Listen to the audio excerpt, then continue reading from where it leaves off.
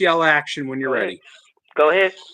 Good evening, all starships in the Alpha, Beta, Gamma, and Delta quadrants. This is the Lowdown, or Lower Decks, here on the Movers and Shakers Network.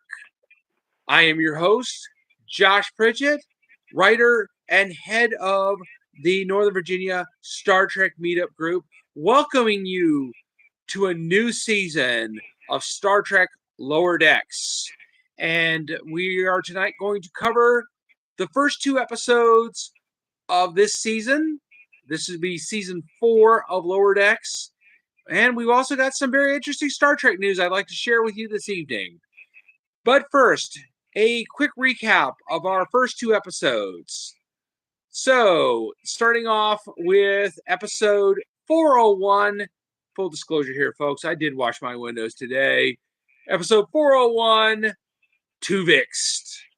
Okay, so the USS Cerritos is ordered to report to a planet for a top secret mission, and it turns out the top secret mission is to escort the USS Voyager back to Earth. Yes, that's right, folks, that USS Voyager. After being decommissioned and going through some restoration processes, the Voyager is being brought back home once again to Earth so that fans can go and look around this special museum piece before she is transferred permanently to the Starfleet Museum, where we last saw her on Star Trek Picard. So, what ends up happening, though, not everything has going as well as we'd hoped. First thing that happens is Tendi and new crew member science officer Tallinn are taking back some special artifacts that were left on Voyager, including a particular flower, which if you are a longtime fan of Voyager will recall, this particular flower, when the petals got into the transporter pad, caused the creation of Tuvix, which was a being created from the mind and DNA of Lieutenant Tuvok and Neelix. Sorry. And what ended up happening was, of course, it created the being Tuvix. Well, it happens again. This time with Dr. With Dr. T'Pren, with the Doctor and Lieutenant Billups creating a new being called Tubelets. Well, what ends up happening is Tubelets finds out how Janeway dealt with the Tuvix situation, which was to forcibly separate Neelix and Tuvok from each other. Longtime fans will be like, remember that, yes, Janeway did murder Tuvix. Meanwhile, back aboard Voyager, a particularly nasty virus, which was laid dormant inside of the Voyager, gets loose and begins spreading all over the Voyager. Luckily, Starfleet personnel are all vaccinated for this thing, but it is causing a disgusting mess, and it is separating.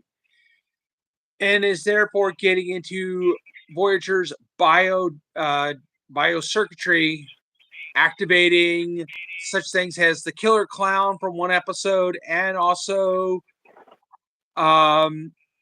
the Captain Proton Villain Corvex.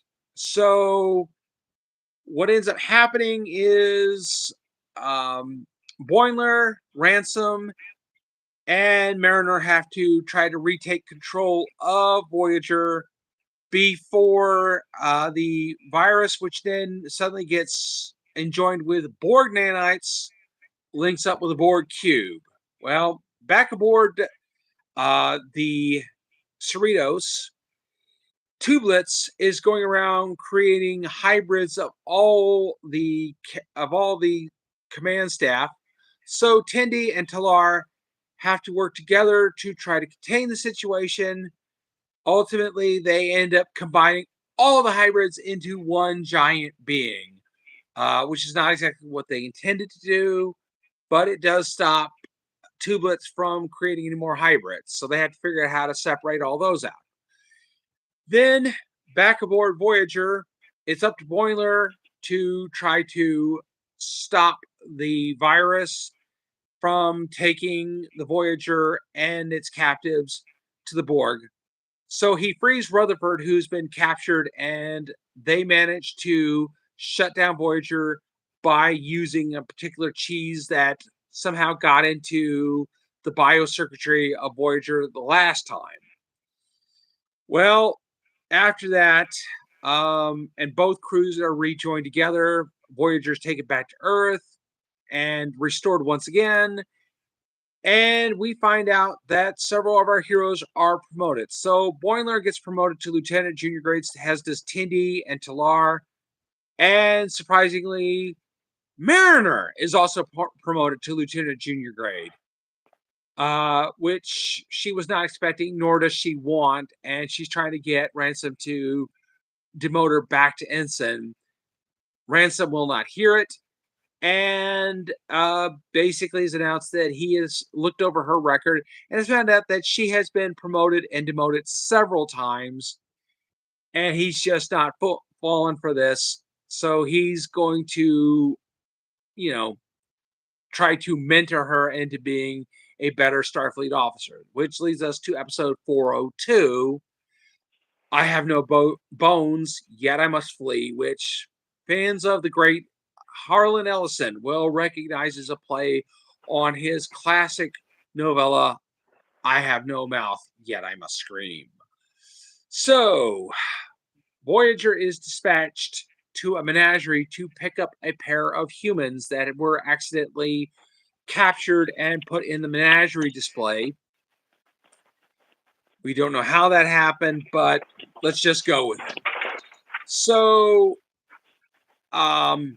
Mariner overhears Ransom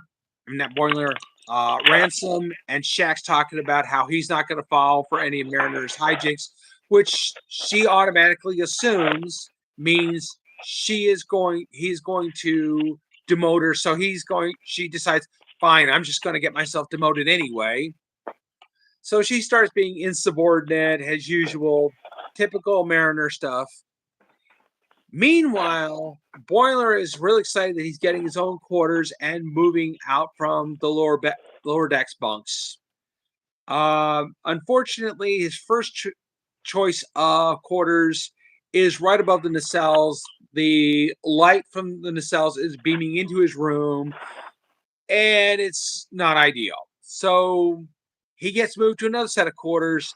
Unfortunately, these quarters are in between the two holodecks, and the walls are really thin, so he's hearing everybody's holographic adventures, and it's very disturbing for him. Meanwhile, back at the menagerie, Mariner, Ransom, a young ensign, and the curator of the menagerie are being chased around the station by a wild creature known as a moopsie, which on the outside looks like a cute little pig thing, but in fact is a vicious bone drinker. Apparently, it has the ability to liquidate your bones and then drinks them. It sounds pretty gross. And thankfully, this is just a cartoon, folks, so no worries. Any rate, Ransom accuses Mariner of letting it go. Ransom then flares up, oh, yeah, great. You're going to demote me for something I didn't even do. And she explains that she had nothing to do with it, and explains that she's just paranoid about being demoted. Ransom then says, don't worry, I believe in you. I know you didn't do it. It's all good. Let's try to get this thing solved. So they resolve to try to figure out how to defeat the Moopsie before the Moopsie sends the space station where the menagerie is crashing into an adjoining planet. And they figure out how to do it by knocking all of Ransom's teeth out of his head as a way to look, since the thing wants bones, the only bones they have available are Ransom's teeth. So after knocking all of his teeth out, they manage to lure the Moopsie out of the control room back into its enclosure. They then find out that the reason that the Moopsie escaped was because the two humans that were in the menagerie next to it were trying to escape. And, well, no, wait, they weren't actually trying to escape. They were trying to take over the menagerie for themselves. So they triggered the controls to release the Moopsie in the hopes that it would eat the ransom mariner and the curator. Of course, Mariner figures it out, and they decide to leave the humans in the menagerie. Meanwhile, back aboard the Cerritos, um, Rutherford is trying to get himself promoted to lieutenant junior grade because he's worried about, his friends getting promoted ahead of him. And he's trying to impress Billups. Unfortunately, we now find out that Rutherford has a rival in engineering, and he seems to be outdoing Rutherford at every turn. So finally, Tendi, giving him a pep talk, says that they'll always be friends. And now Rutherford regrets turning down several promotions. And Tendi is like, "Wait, you were given several promotions?" And Rutherford's, "Yeah, but I was afraid if I got promoted, we wouldn't be friends anymore." So Tendi says to Phillips, can Rutherford have his promotion now? And Phillips is like, "Yeah, sure," and goes ahead and promotes Rutherford to lieutenant junior grade. So all of our heroes are back together in the same rank. And that's where our 2 episodes end. And at this point, I would just like to go over a couple of interesting bits of Star Trek news. This week, it was announced that 3 new subclasses of spiders have been named in honor of iconic Star Trek characters Captain Kirk, Dr. McCoy, and Mr. Spock. These spiders are of the Roddenberry line, which was named in honor of Gene Roddenberry several years ago by some enthusiastic arachnid scientists. These 3 new spiders have been previously discovered in South America and Australia, and were then subsequently named after the iconic Star Trek actors. And finally, in this September is Latino American Heritage Month.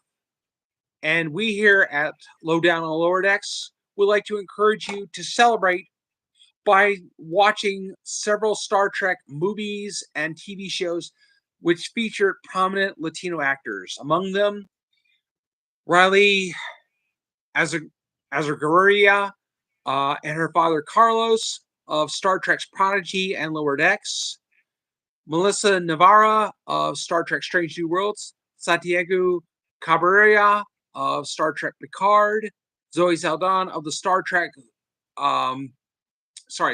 Kelvin timeline films, and of course, the late great Senor Ricardo Montalban, better known to the universe as Khan! I think I did that right. Okay, and we'd like to wish everyone a happy Latino American Heritage Month. And that does it for us tonight here on Lowdown with Lower Decks. I want to thank you all very much for joining us, and we hope you have a wonderful week. And we will be back again next week with episodes 403 and 404 and some other interesting Star Trek information. So until then, live long and prosper. Thank you again for joining us, and good night.